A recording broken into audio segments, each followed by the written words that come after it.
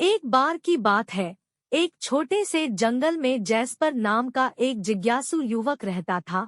Jasper की आंखों में खजाना तलाशने की आदत थी। एक धूप भरी सुबह उसकी नजर एक चट्टान के नीचे छिपे एक रहस्यमय पुराने नक्शे पर पड़ती है। मानचित्र में जंगल के मध्य तक जाने वाला एक रास्ता दर्शाया गया है, जहां कहा जाता है कि एक पौराणिक खजाने की रक्षा प्राचीन वनवासी जीव करते हैं। अपने दिल में रोमांच की भावना के साथ जैस्पर अपनी खोज पर निकल पड़ता है। रास्ते में उसकी मुलाकात ओलिविया नाम की एक लड़की से होती है, जो उसे दिशानिर्देश देती है। साथ मिलकर उन्होंने घनी झाड़ियां पार की, चुनौतियों का सामना किया और बाधाओं पर विजय प्राप्त की।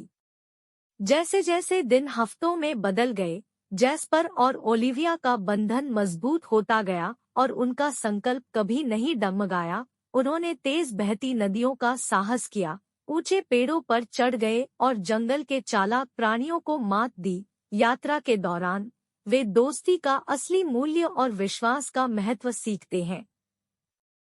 आखिरकार एक लंबी और कठिन यात्रा के बाद वे जंगल के बीचों बीच पहुंचे, जहां एक राजसी ओक का पेड़ ऊंचा खड़ा था।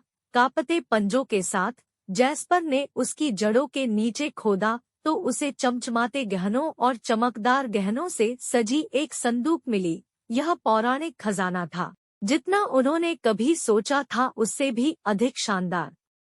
जैसे ही वे अपनी नई संपत्ति को देखते हैं, जैस्पर और ओलिविया को एहसास होता है कि असली खजाना वह संपत्ति नहीं है जिसे उन्होंने खोजा है, बल्कि वह असाधारण यात्रा है जो उन्होंने एक साथ साझा की है।